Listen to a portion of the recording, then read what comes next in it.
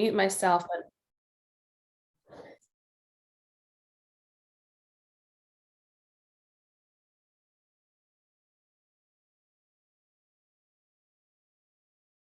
Hello, everyone. Thank you for joining. We are just waiting right now for people to get logged on and to get their Zoom set up and get settled so we can start our info session today. So we'll just give a couple more seconds for people to keep signing on. Thank you all for being with us here today. My name is Sadhana Singh. I am Senior Communications Manager with TheDream.Us. This is going to be my 4th year working with TheDream.Us, and I'm also a graduate of TheDream.Us. So you'll see on my slide right here, I graduated from Trinity Washington University in 2018, and this scholarship changed my life. So now I'm hoping to do the same, impart this amazing opportunity on all of you, in hopes that you will also have the opportunity of a higher education. So while we wait for more people to sign on, I see the chat is already going. Thank you all very much. Yes, please let us know where you're zooming in from, whether it's your state or college. Please, we definitely want to know that. I have 2 of my colleagues with us today, Elena Solorio and Hayne Lee, who will also be in the chat. They'll be able to answer some questions for you as we go along, and also they'll help me with questions as well, as I'm going to do the presentation via PowerPoint. We will have a couple of places in the PowerPoint for you to ask questions. However, feel free to ask anytime in the chat, no matter what I may be talking about. Ask your question in the chat. My colleagues Elena and Hayne will be able to help you out. All right, so since we are already at 3:03 Eastern, I'm going to go ahead and get started for everyone. So as I said, today we are solely focusing on community college grads. So our national scholarship actually features 2 types of scholarship. One for high school graduates and one for community college grads. But we want to make sure that our community college grads, or those soon to be, get the opportunity to know exactly what they have to do to take advantage of this scholarship. So let's get started. For those of you not familiar with TheDream.Us, we hope that everyone has heard of us by now, but we know that some people haven't. So we are the largest college and career success program for undocumented students in the country.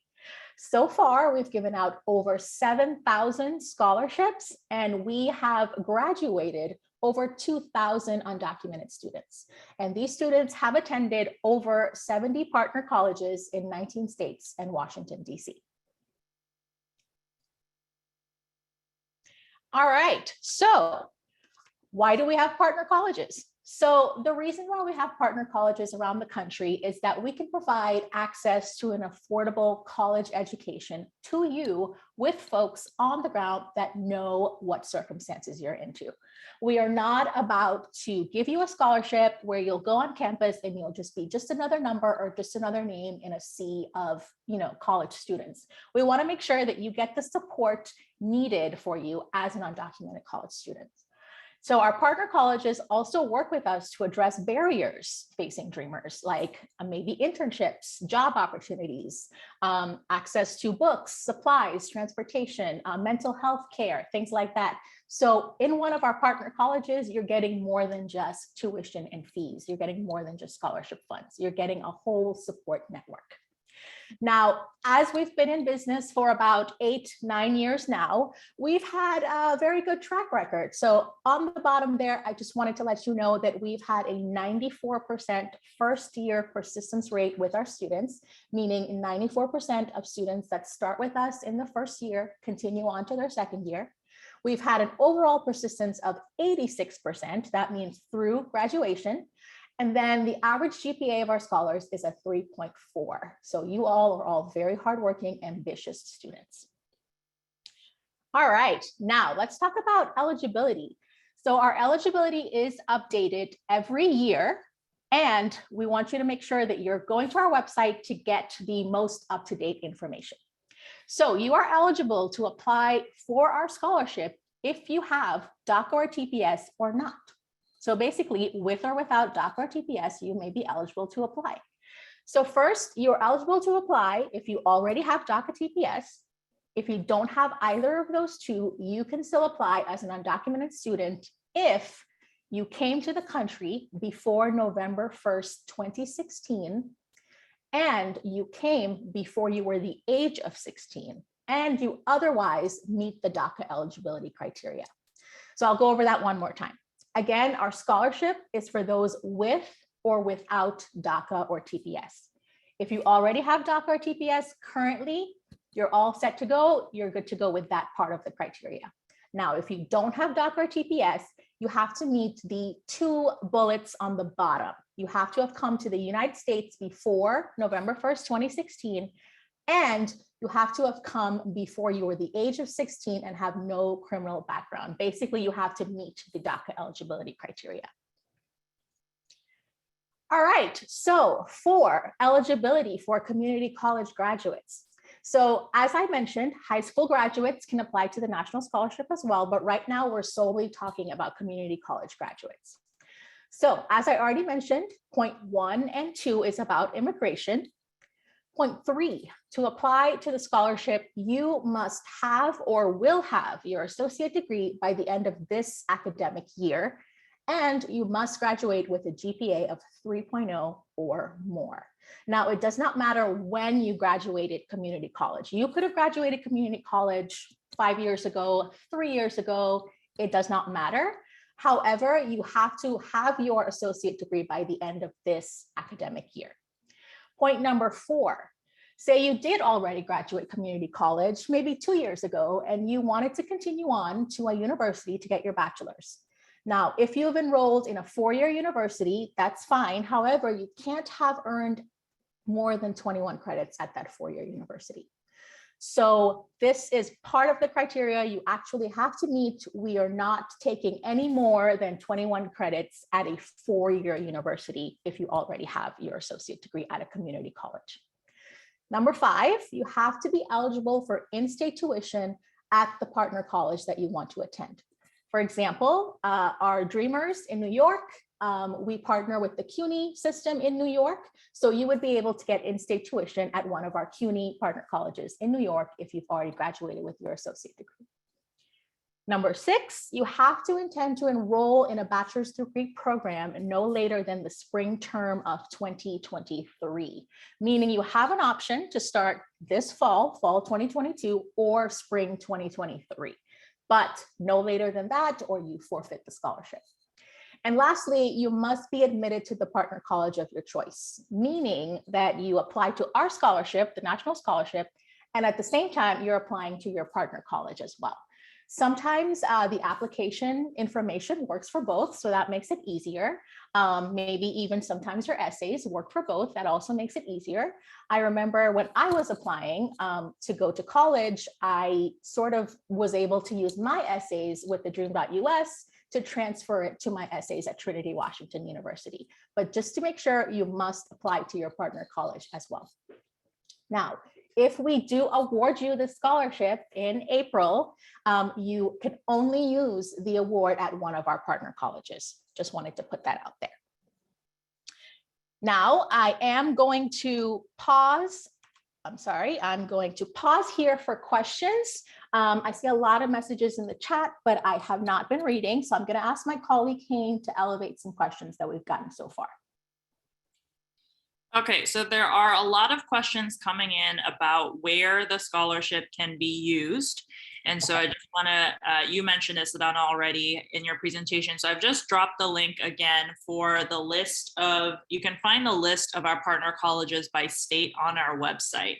So that's the key question that's coming up. Let's see.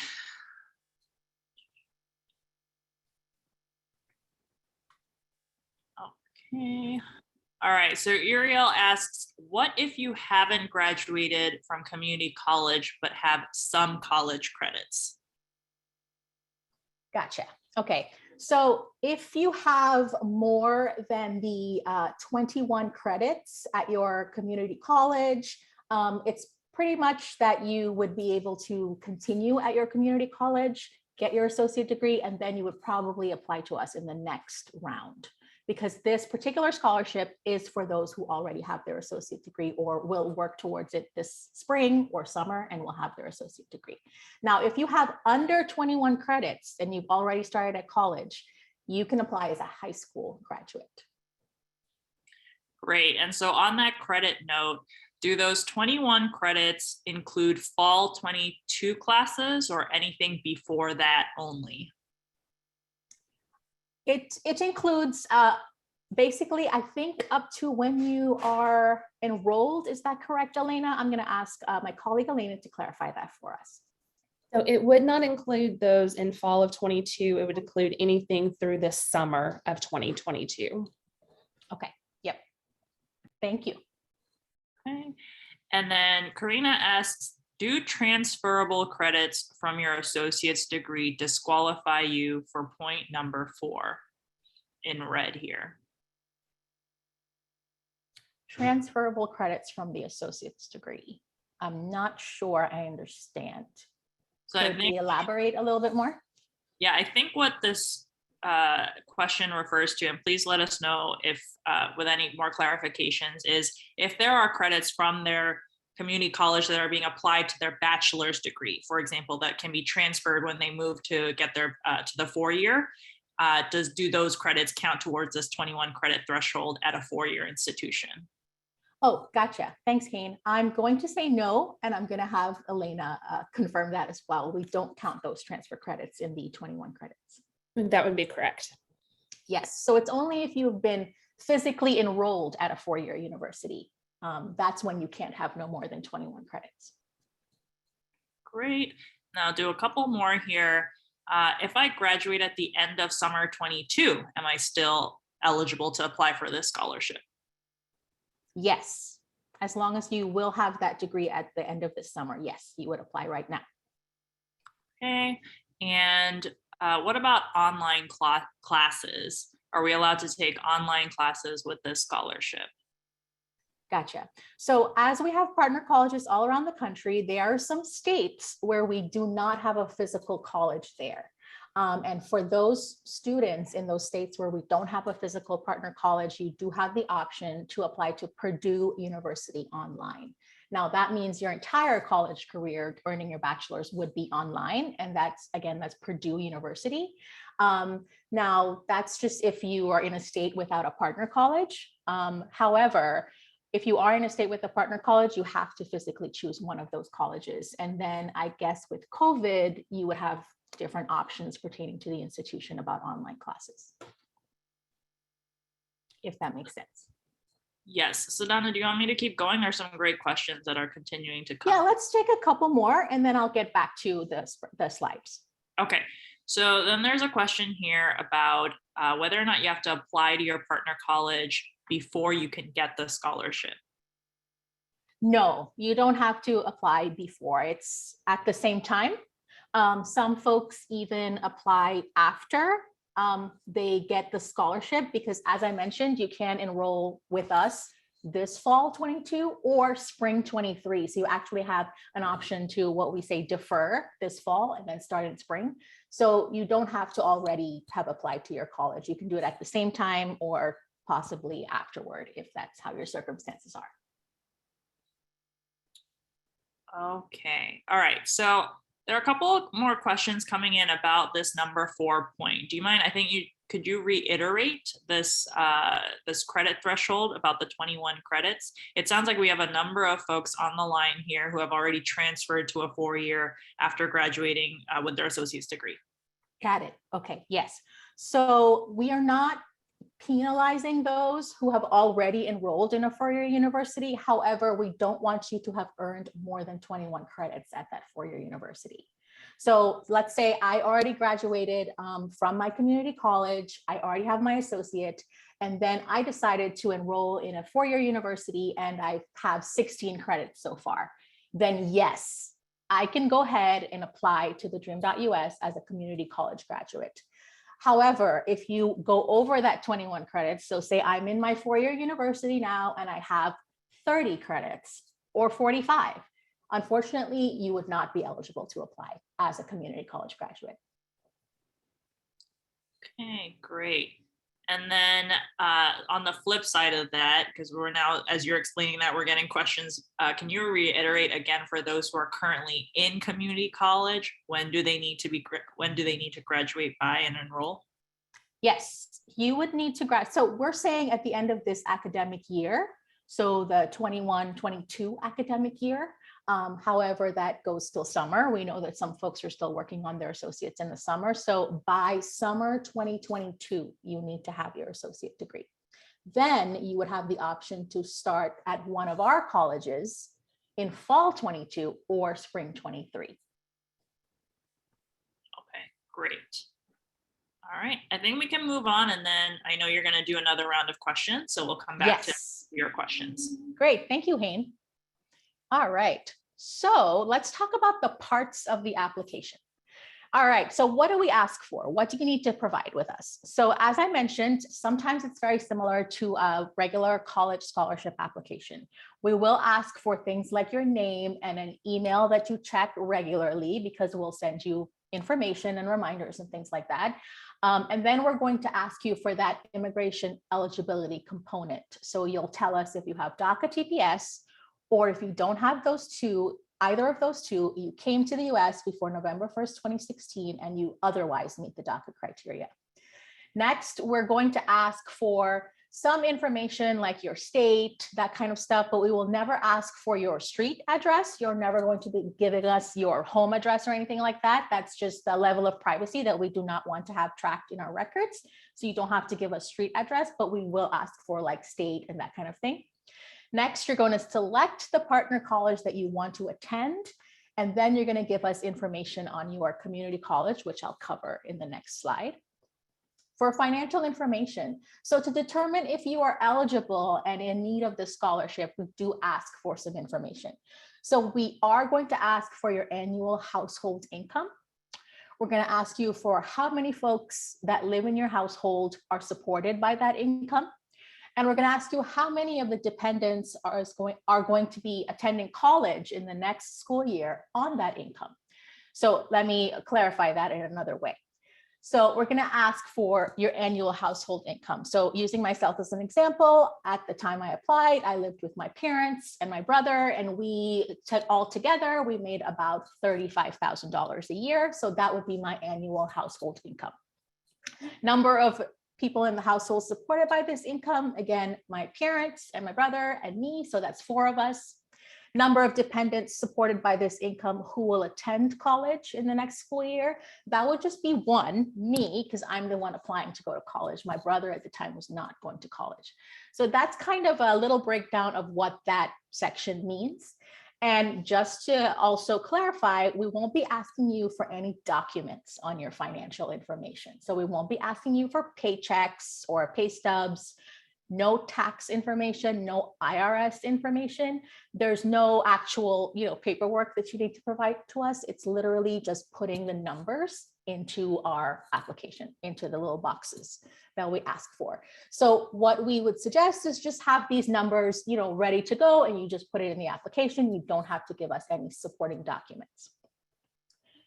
Next, I'll move on to the responsibility section. So as with any scholarship, they look at the student as a well-rounded person, not just the GPA and things like that. And we do want to know if you've been able to volunteer, do extracurricular activities, community service, any kind of service opportunities, things like that. Definitely put that in there. We want to know all about what you've been able to accomplish so far. And if you've not been able to do any of those things, don't count yourself out. We still want to know what other responsibilities you have in your life. And we call those home responsibilities.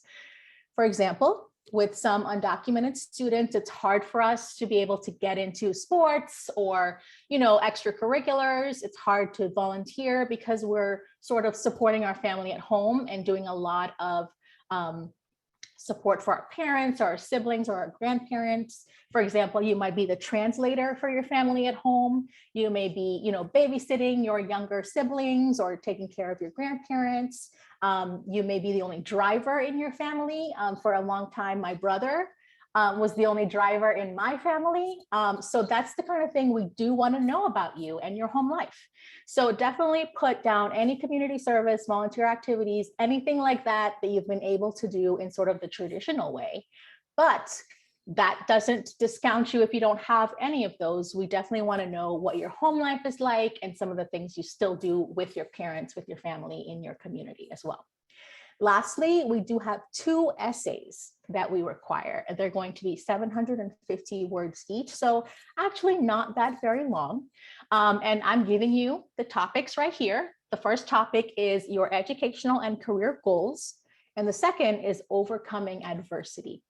Probably out of many of the things listed here on this slide, the essays are very important. It's your chance to tell us who you are and why you should get the scholarship, and what are your hopes and dreams and ambitions for having a degree in what you will do afterward, whether that's your career or in your community, anything like that. This is when you get to tell us all of those aspirations that you have that will help you once you get a degree. So I would say, as a former scholar myself, I focused very intently on the essays. Do not write these last minute. Make sure to have drafts, maybe first, second, third drafts, as many as you need. Have a teacher or a counselor or, you know, a parent, older sister, older brother, someone help you read over them and give you feedback. Definitely put a lot of effort and concentration into the essays, because we do take that into account when we read your story, so we can learn about you. And this is your chance to sort of tell us why you should be chosen for the scholarship.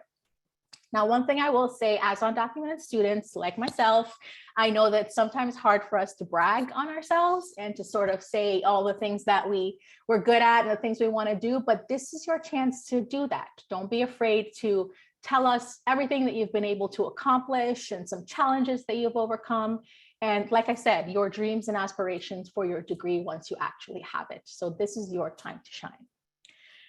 Now, I'm going to move on to the community college information. So as a community college graduate, you will give us your transcript. Now, it doesn't have to be official. It can be an unofficial transcript as well, but we do want it to show your grades and your cumulative GPA.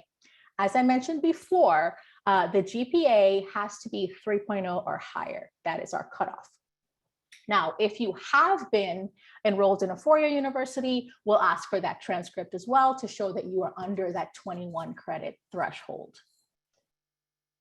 And I think, next, I want to talk about a very great resource on our website, which is the National Application Guide. So what we've done at TheDream.Us is we've outlined basically everything I've just told you in this presentation. We've put this into a PDF document and we've put it on our website, and you can go through this document one by one and sort of check off all of the criteria and all of the things that I just listed that you can use to apply. It's a guide. It's a step-by-step guide that will help you fill out the application. Now, this is particularly useful because it keeps you on track to make sure you're submitting everything. And it also helps you monitor your status of the application. So we use a firm called ISTS, which is the portal that you're going to start the application in. You're going to submit it. We work with ISTS, and they're also the ones that are going to send you notifications and things like that. And you have to be able to go back in and monitor your application status. For example, if you submit early, you may say, you know, oh, your transcript didn't go through, and they'll let you know that you have another chance to submit your transcript. So you have to be able to know how to go in and monitor your application status to make sure everything is great right up until that deadline to apply. And so we also want to make sure that you know how to accept the award if you receive it in the end. And we also want to make sure that you're able to keep up with all of these communications. So this guide outlines all of that for you. So it's not just about submitting the application. Oh, what a relief. Forget about it. Go about your day. We want you to keep track, keep on top of it, so you'll be notified and you'll stay on top of the things you need to do to accept our award in that case. So I highly recommend going to our website, www.TheDream.Us, and you go to the National Scholarship and you can find our application guide. This is also a great guide to use if you're working with a mentor or a counselor or a teacher or something like that. someone to help you sort of go through the checklist and make sure that you're getting everything done and you're completing the application as best as you can. All right, I'll go through the timeline for everyone. So our scholarships open November 1st every year. You can set your calendar to that. And the national scholarship closes February 28th. So you have about a month and a half still remaining to apply, which is great. Great that you showed up today so that you can be ahead of the game and not be doing it last minute. So you have until the end of February. Now, late April is when the notifications go out. So between March and April is when we're looking at your applications, we're reading those essays, we are, getting to work, picking our awardees, that kind of stuff. That's when you sit tight, you monitor your ISTS status, and then in late April is when you get notified if you receive the scholarship or not. All right, and then I think I have one more slide with questions, but I'll stop there for now and we can take some more questions, Hayne. Okay, lots of questions coming in. So one question is, if I'm already getting assistance from state aid, the student is from New York, she's asking about TAP, could I still get the scholarship if I'm already receiving state aid? All right, Hayne, do you want to take that one? Yes, sure. So for any of our applicants who are in states that offer state aid and you're already receiving state aid, that won't make you ineligible for the scholarship. You should absolutely go ahead and apply for the scholarship. For our students who are in states with state aid like New York, like New Jersey, we do require all of our students, once they get the scholarship, to continue applying for state aid, and then our scholarship will cover the remaining balance between state aid and what's left of your cost of tuition and fees for the semester. So yes, you should still absolutely go ahead and apply as long as you meet all of our other eligibility requirements. That does not make you ineligible. Yep, we encourage it. So any other form of scholarships or grants or state aid that you can get in addition to our scholarship, we absolutely encourage you to apply for those. Thank you, Hayne. Yeah, no, thank you. And then can you reiterate the arrival date for the immigration eligibility criteria? We did have a question. Yes, for someone. Absolutely. Yes, someone says, I came to this country in 2011. Would I still meet the criteria? Got it. Okay. So sorry, my slides are jumping around. I'm going to go to the slide that I'm talking about so everyone can also have a visual of what we're talking about. So yes, our cutoff date, so to speak, for those who do not have DACA or TPS. We don't want to exclude those folks from applying to our scholarship. We definitely want you to have this opportunity as well. However, you have to have already been in the United States, already have arrived to the United States at least 5 years ago. And that basically means November 1st, 2016. So that date is very firm. If you came in 2017, 2018, unfortunately, you are not qualified to apply for the scholarship. However, as you mentioned, Haynes, someone came in 2011, yes, they would be eligible to apply. Now, you also have to have come to the US before you were the age of 16. For example, I came to the United States when I was 13. That means I check that part of the eligibility criteria.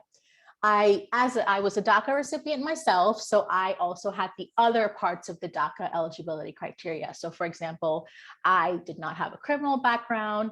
I went to a US high school.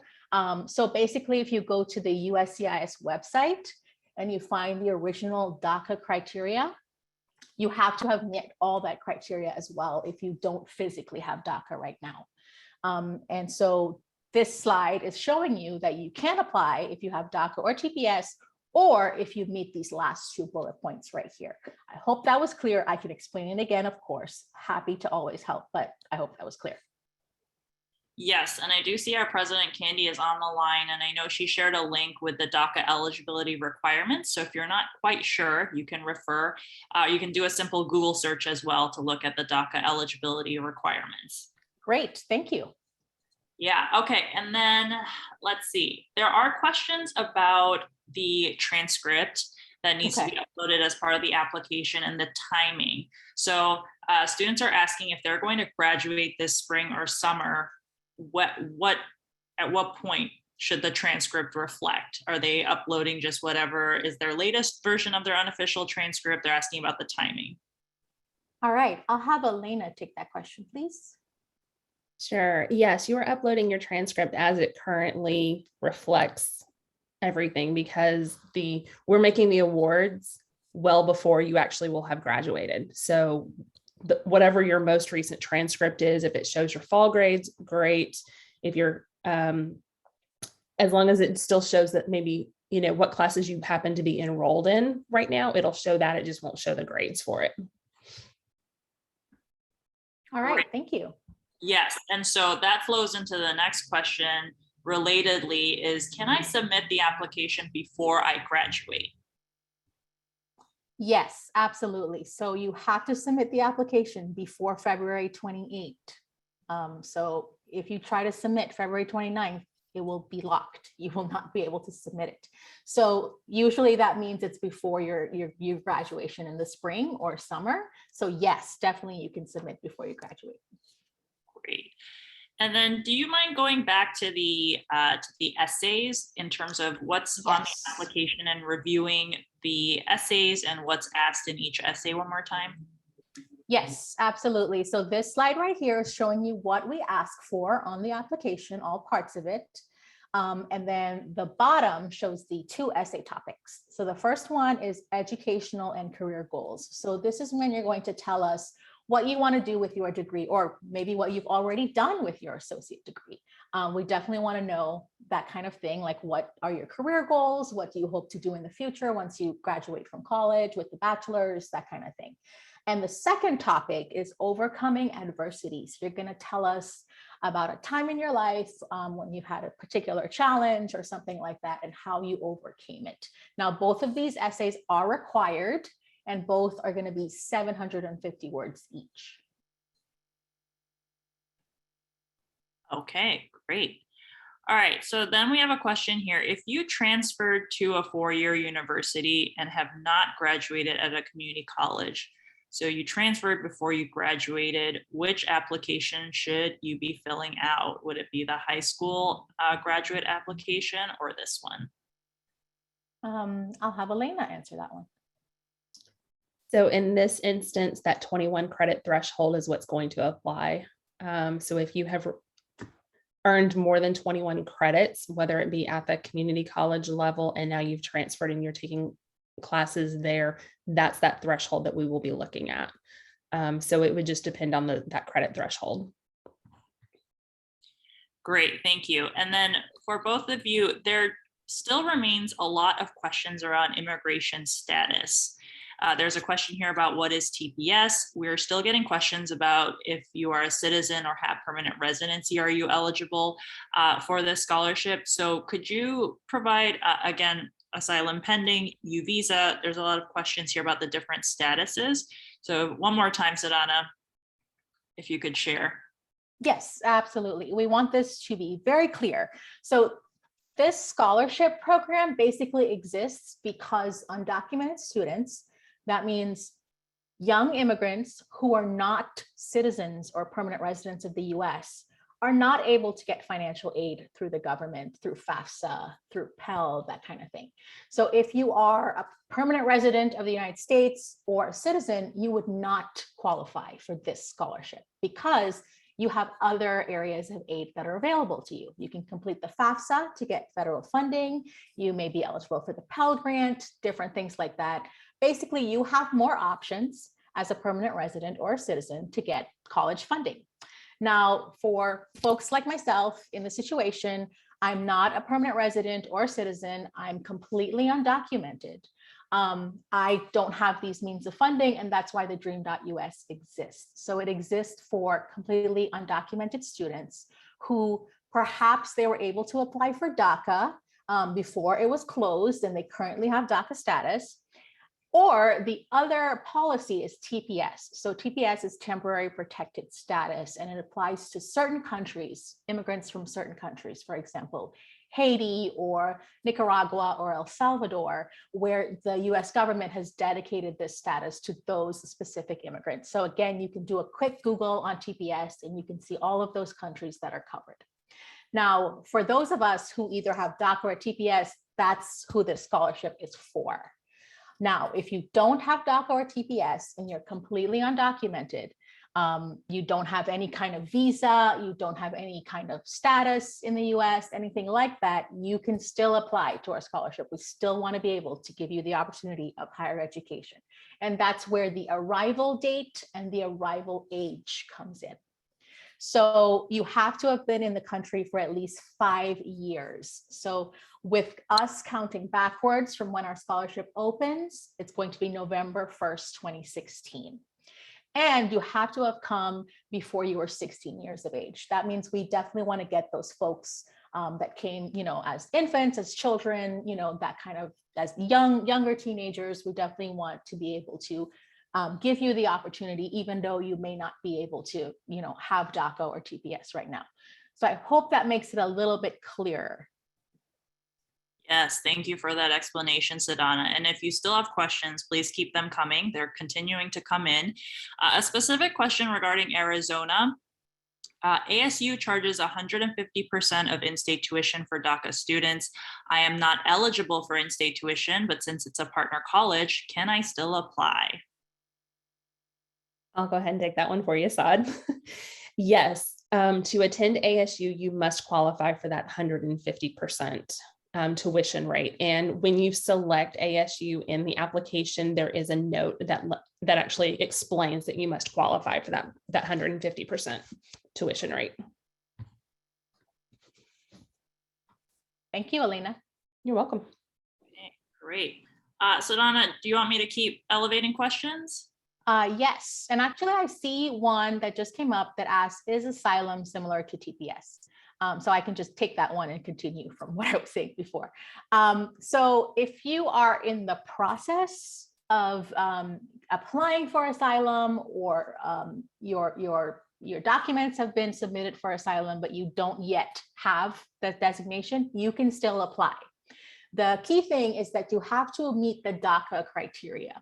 So if you meet that DACA criteria, you can still apply at this point. However, once you do get that other status, whether it be a refugee or asylum status or a U visa, I think I've seen that come up in the chat as well, then you would no longer qualify for our scholarship. However, while you don't physically have those things right now, you can still qualify if you meet this criteria that we have on the slide right here. So if you're in the process of applying for a U visa, or you're in the process of being sponsored or something like that, we know those processes can take a while with the US government. So we still want to make sure that you're able to go to college in the meantime with our help. So yes, you can definitely still apply as long as you meet the criteria that's showing right here on the screen. And then once you do get that visa or that asylum status, something like that, then we would assess from there, and you would no longer be eligible to receive the scholarship. Because again, you would have things like federal funding and the Pell Grant and things like that available to you for college. Okay, great. And then in terms of enrollment status, do I have to be enrolled full-time to be eligible for this scholarship? Great question. Yes. So the whole mission is that we want you to be able to have sort of college experience from start to finish. We want you to be able to have that campus experience. We want you to obviously go through and graduate. And we think that the key to success is being a full-time student. We know that sometimes that's not always feasible. As undocumented students, we can't just be college students. Sometimes we work. Sometimes we have multiple jobs. Sometimes we may be parents, we have kids, we have responsibilities at home, things like that. So we do allow you to be part-time in college. However, once you're awarded the scholarship, we do stress that you work with your advisor in college so that you do graduate on time and use the funds in a very smart manner to graduate on time with your award.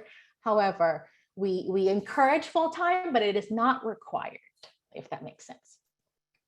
Yes, and related to that, will the scholarship cover 2 years of my studies? How long can I use the scholarship for? Got it. Okay, so under the national scholarship, As I said, there's two types. You can apply as a high school graduate. So if you're a high school graduate and you want to earn your bachelor's, it will cover your 4 years of earning that bachelor's. Now, if you're a community college graduate, you already have the associates, or you will have it by the summer, it will cover those remaining 2 years for you to get your bachelor's. Now, technically, we do allow a little bit more time for you to finish your degree, so you don't have to be locked in by those 2 years, but yes, it would cover the remaining 2 years to get your bachelor's.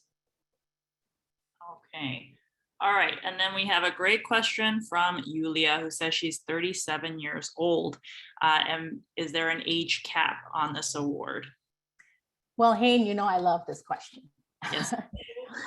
No, there is no age cap on the award. So as I stress, you have to have come to the US before you were 16, but that's basically the only age cap we have. You can be as old as whatever to currently apply. And I'll use myself as an example. I learned about the scholarship 10 years after I graduated high school. So I was already in my late 20s. I was 28 when I learned about the scholarship and I applied, and I was a freshman at 28. So it does not matter how old you are right now. It does matter the age that you came to the US though. So yes, for the 37-year-old, it's not too late. I actually have a little saying at the end of my presentation: it's not too late and you're not too old. So there you go. Okay, all right. And then there were a couple of questions around the financial criteria, and this may be one for Elena, but I did see a question about whether or not if a household income may be too high, would that make them ineligible for the scholarship? So we're not looking necessarily at the household income. We're taking everything into account: the household income, how many are supported by that income, and how many will be in college that are supported by that income. So it's taking multiple things into factor. So it's very similar to the calculation that FAFSA has used, where it looks at that calculation and then it determines what would be considered an estimated family contribution towards being able to help fund a college degree. So I can't say that there's a true cap on a household income. We just have to look at everything in combination. Great. And are we sharing how many scholarships we are giving out this year? Elena? So I will say last year we awarded around 1,000 scholarships, and we are hoping to increase that number this year. Yes. So you have a higher chance of getting the scholarship because we are giving out more awards this year. So definitely take that chance. And what if you fall under the GPA threshold? Should I still be applying for the scholarship? Unfortunately, that GPA cap is, we do look at that GPA, and if you are below it, you would be considered ineligible. Okay. All right, so we have another question here. I'm still working on my associate's degree and I won't graduate until 2023. Should I wait until the next round? Yes, I would suggest waiting until the next round. Yes. Okay, and just to confirm, we will be sharing this recording with attendees, Sadhana? Yes, absolutely. So we are being recorded and you will get an email from me with the recording afterward. Okay. Okay, so we are getting a follow-up question around Arizona. There was a question about ASU and I did not understand the answer. Arizona does not give DACA recipients in-state tuition. Could I still apply? Elena, could you reiterate your answer, please? Sure. To be eligible to use our scholarship at ASU, you must qualify for the 150% tuition rate.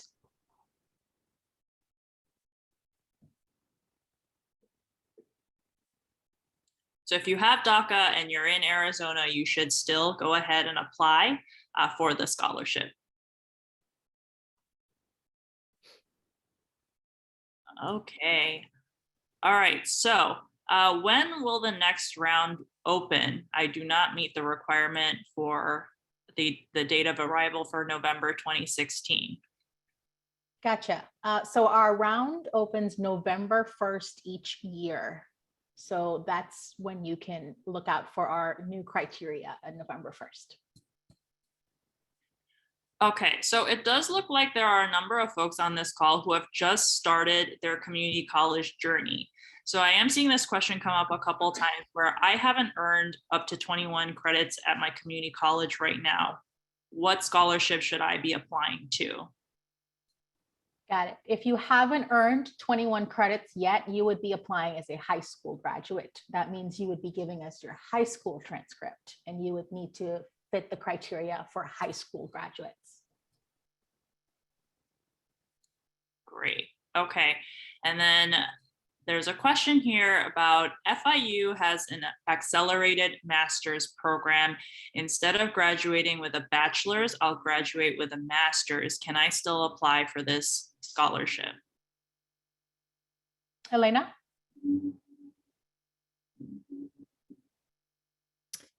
There are a few programs that do offer that. I know accounting is one of those. And if it falls within the basically like the concurrent program of bachelor's, master's that they have, yes, you would still be eligible to apply. Great. So Donna, just to confirm, are we good to keep going with the questions? Yes, let's take a couple more. Okay. So could you reiterate again about the in-state policy and being eligible for in-state tuition? Can we only apply to those universities where we qualify for in-state tuition? Yes, that is correct. That's part of the partnership that we have with the colleges. You have to be able to get in-state tuition rate at the college of your choice. So for example, I'll use myself again. I am from Georgia. And at the time that I applied for the scholarship, there was no partner college in Georgia. And Georgia also, at the time, did not give in-state tuition. So I was sort of at a loss for applying to college in Georgia. Now, at the time, TheDream.Us had a private university in another state where the in-state or out-of-state does not apply. So that means I had to relocate from Georgia to attend this college so that I didn't have this in-state barrier. Now, as I said, if you are in a college, if you are in a state that does have in-state tuition, for example, New York, New Jersey, things like that, you definitely have to attend one of those colleges where you were already getting the in-state tuition rate. Great.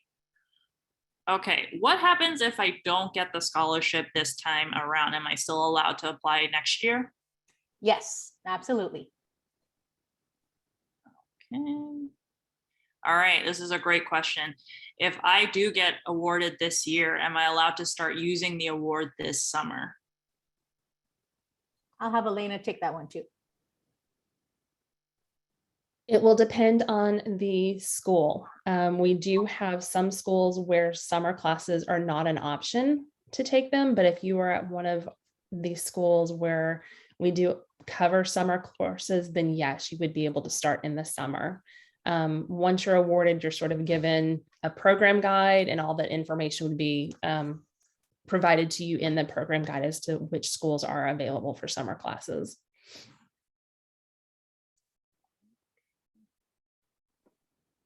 All right, and then I think there are some folks who've joined on a little late in the call. So could you remind everyone, Sadhana, about what this scholarship is, specifically who it's for? Yes, absolutely. And I'm just going to jump around on my slides a little bit to get back.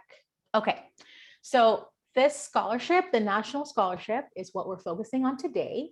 If you've joined late, and two types of students can apply. You can apply as a high school graduate, meaning all you have is your high school diploma or GED, or you can apply as a community college graduate who already have an associate degree, or you will have your associate degree at the end of this academic year.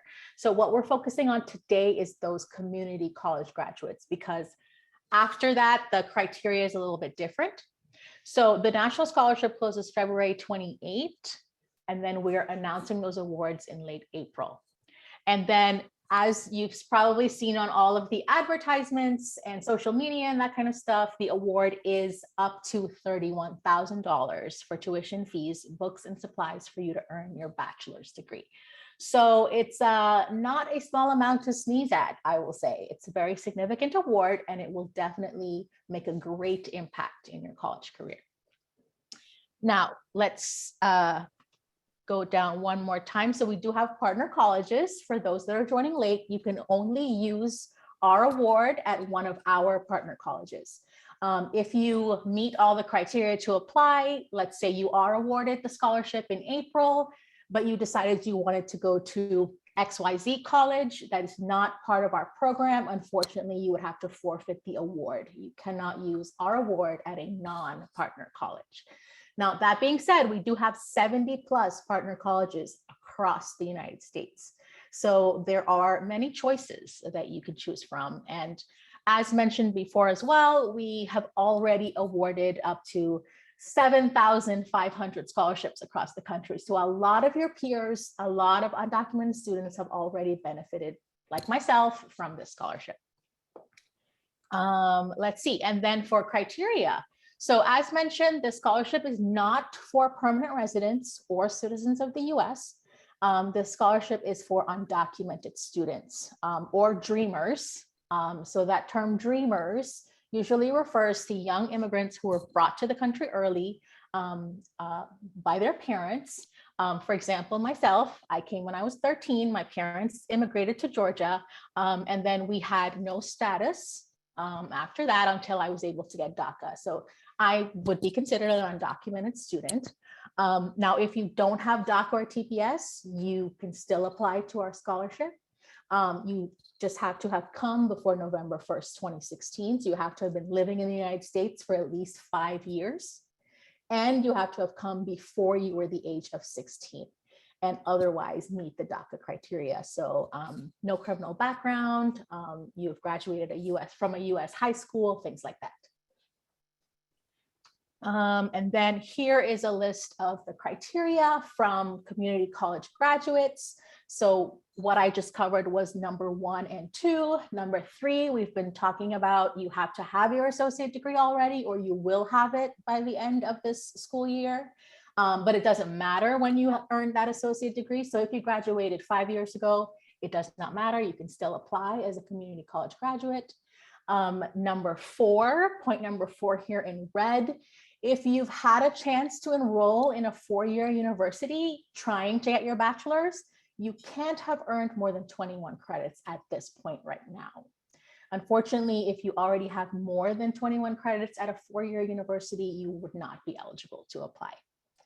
And then number 5 and 6, you have to be eligible for in-state tuition at the partner college of your choice, and you have to intend to enroll full-time in a bachelor's degree program. And as I mentioned, number 7 before as well, you're applying to our scholarship and the college of your choice at the same time. So you must be admitted into the partner college as well. So that's a quick recap, and don't worry, I'm going to send out the recording afterwards. So if you came late, you'll still be able to watch everything from the beginning. And then since I'm keeping track of the time, we have about 5 minutes left. I'm going to just do a quick little wrap up, and then we can break and have you go start working on those applications. So first I want to talk about how the TheDream.Us is more than a scholarship. And I say this from a very personal space because I've been with this program for many years as a student myself and now working with them. So the TheDream.Us really brings together a whole community of dreamers and undocumented students across the country. We're now close to 8,000 strong, which is pretty amazing. Growing up in Georgia, the only other undocumented person I knew was my brother. Until I received this scholarship and I landed at Trinity Washington University and I met other dreamers for the first time. So this is something that's life-changing for me and still continues to be very impactful in my life as I have a network of dreamers and undocumented folks that I can now, interact with. They're my friends. I can ask them for help. We share resources.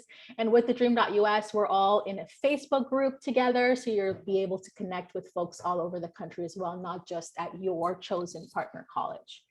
Now, as part of being at a partner college, you also get a dedicated scholar and financial aid advisor.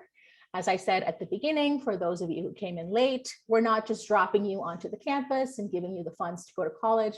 We're making sure that you have the tools and resources to succeed all the way through graduation and then even afterward in your internship or career. And that's what your advisors at the college will help you with. We also provide mental health resources. We have a dedicated psychologist who is available to our scholars for free. She speaks to our students anonymously, so you can feel comfortable, reaching out for mental health help. We also have immigration help as well. We have an attorney that helps us and advises students in some cases. Sometimes we also do emergency and DACA grants. So for example, for COVID, we know a lot of students who were working, lost their jobs, their parents maybe lost their jobs and things like that. We're able to give extra aid to those students.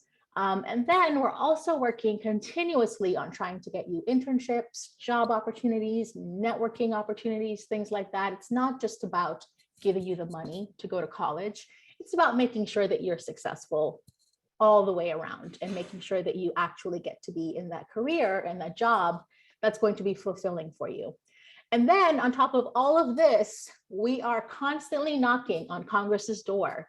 And we're constantly advocating on the state level and the federal level for immigration reform. This is something that we've been doing from the beginning of TheDream.Us in 2013 and all the way till now. No matter what changes happen, we're always going to be advocating as well. And you all help us with that as well, because as I mentioned before, your amazing success, your ambition, your drive, all the things you have that have made you successful so far is proof that you deserve all of these opportunities. So with TheDream.Us, you're just going to get more than a scholarship. You're going to get a family, a community, you're going to get a support system.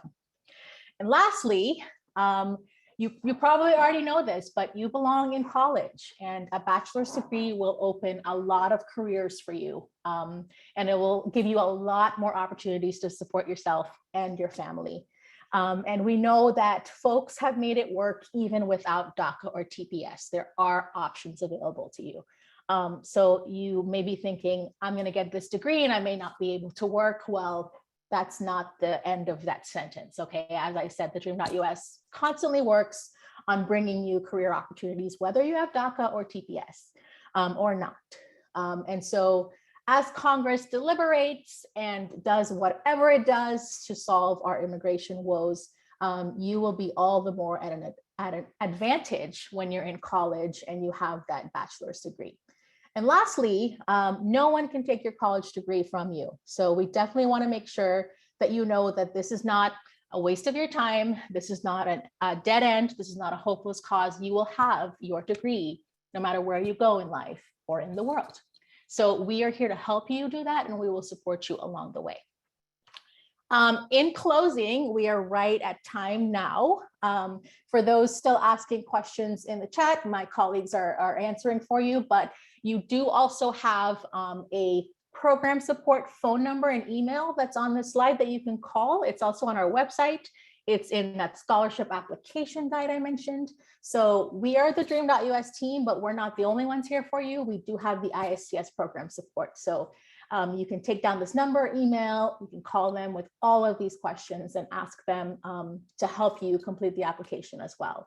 And lastly, if you're on this call and you learn that you are not eligible for the scholarship, don't lose hope.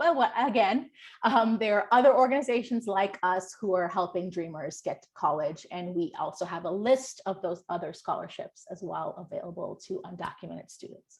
And this is the note I was talking about. You're not too old and it's not too late.